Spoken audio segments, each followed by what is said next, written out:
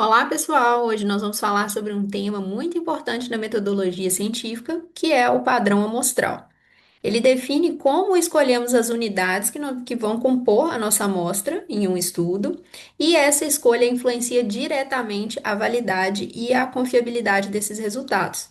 Escolher a amostra certa não é apenas uma questão de sorte ou da vontade do pesquisador, mas sim de método e estratégia, para garantir que os dados representem bem a população que queremos estudar. Então, nós vamos começar tentando entender o que é o padrão amostral. O padrão amostral ele se refere ao método que usamos para selecionar as unidades que farão parte da nossa amostra. Essas unidades elas podem ser pessoas, itens, itens de interesse, objetos, que vão compor a nossa amostra em um estudo. A forma como selecionamos a amostra impacta diretamente na qualidade dos resultados e na validade das conclusões. Vamos dar um exemplo. Se a gente quer estudar hábitos de leitura de alunos de uma universidade, nós precisamos definir um padrão de como escolher quais alunos serão entrevistados, para poder representar bem a população de todos os alunos dessa universidade. Se a gente fosse fazer um estudo sobre resistência de materiais, a gente precisaria definir quais blocos de concreto nós iríamos retirar as amostras para fazer um teste. Ou seja, toda vez que a gente for selecionar essa amostra, isso irá impactar diretamente na qualidade dos resultados e a responder também o nosso problema de pesquisa. Nós vamos fazer agora uma diferenciação entre as amostras probabilísticas e não probabilísticas. O primeiro ponto para entender como funciona essa seleção das amostras é entender que elas podem tanto ser probabilísticas ou não probabilísticas. Numa amostra probabilística, todos os indivíduos da população têm a chance conhecida de serem selecionados. Quanto maior a representatividade, os resultados serão mais confiáveis. Vamos dar um exemplo. Se eu vou fazer um sorteio de 100 alunos de uma universidade, que tem 1.000 alunos no total, para participar sobre uma pesquisa sobre hábitos de estudo, eu tenho que fazer um sorteio de uma forma muito bem explicada, muito bem selecionada, para que esses 100 alunos de fato representem a totalidade dos alunos dessa faculdade. Então, essa representatividade, ela gera resultados mais confiáveis. Os resultados vão ser mais próximos daquilo que a população total tem como hábito de estudo. Se a gente fosse fazer uma seleção aleatória de pacientes para um hospital, né, pacientes de um hospital, para um estudo sobre níveis de colesterol, a gente poderia selecionar pacientes de forma completamente aleatória, pacientes que estejam em tratamento num dia específico e tente, né, representar todos os pacientes que têm problemas com colesterol neste hospital. Bom, agora nós vamos falar sobre a amostra não probabilística, que essa seleção ela não segue chances conhecidas. A escolha é intencional ou por conveniência. Então, se diz que a seleção desses indivíduos não segue um ranking probabilístico, é uma escolha intencional. Ela tem uma menor representatividade e tem resultados menos generalizáveis. É difícil conseguirmos extrapolar os resultados para todas as populações, porque essa amostra ela foi feita de acordo com ou a intenção do pesquisador ou por conveniência, e não por uma seleção aleatória. Vamos dar um exemplo. Escolher os primeiros 50 alunos que entram na biblioteca para responder a um questionário. Então, essa escolha foi intencional, foi os 50 primeiros alunos. Pode ser que, se fossem outros 50 alunos entrando, em outro momento, a resposta seria diferente, os resultados fossem diferentes, se caso outro grupo de 50 alunos entrasse naquele momento.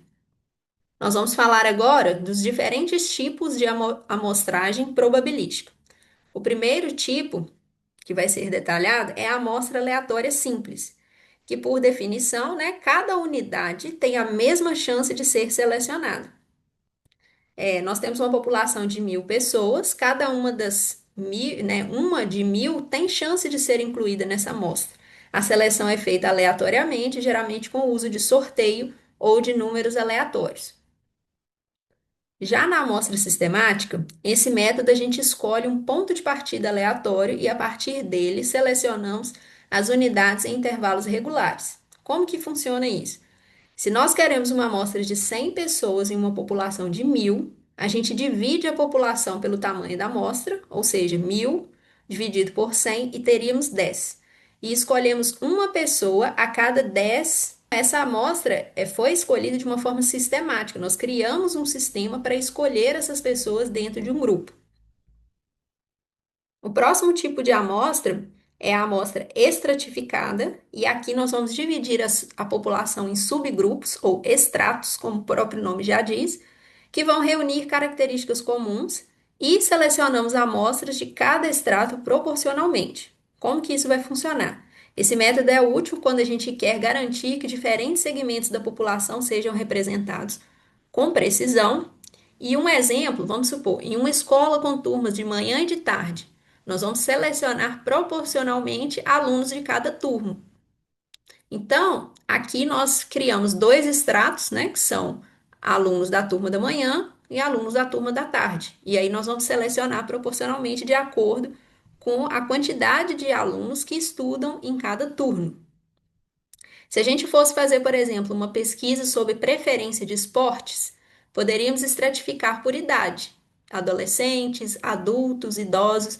Qual é a preferência, o esporte preferido em cada extrato desse? Entre os adolescentes, qual seria o esporte preferido? Entre os adultos, entre os idosos. Então, é assim que se estratifica: selecionam grupos, né? Extratos com características comuns e aí vamos selecionar amostras dentro de cada extrato de forma proporcional.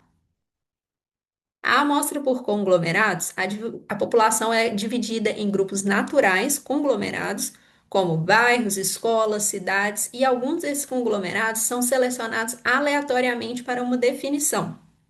Como funciona?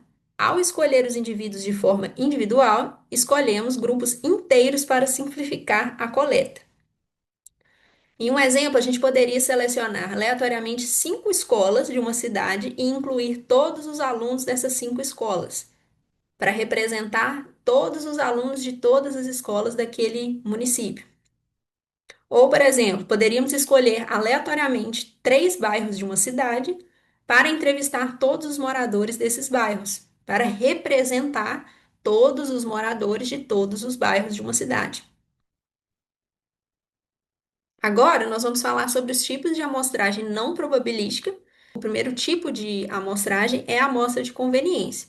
As amostras não probabilísticas são mais comuns em estudos exploratórios ou qualitativos, mas pode ser encontrada em outros tipos de estudo. A amostra de conveniência, neste método, os indivíduos são escolhidos pela facilidade de acesso. Então, se a gente quiser, por exemplo, selecionar os 50 primeiros clientes que entraram em uma loja, nós estamos escolhendo por facilidade, foram as 50 primeiras pessoas que entraram numa loja. Ou selecionar pacientes que estão disponíveis em uma clínica para responder um questionário rápido. Aquelas pessoas que estão disponíveis naquele tempo, naquele período de tempo, vão responder o questionário. Não necessariamente aquelas pessoas representam exatamente a opinião de todas as pessoas que passariam por ali naquele dia se fossem selecionadas de forma aleatória.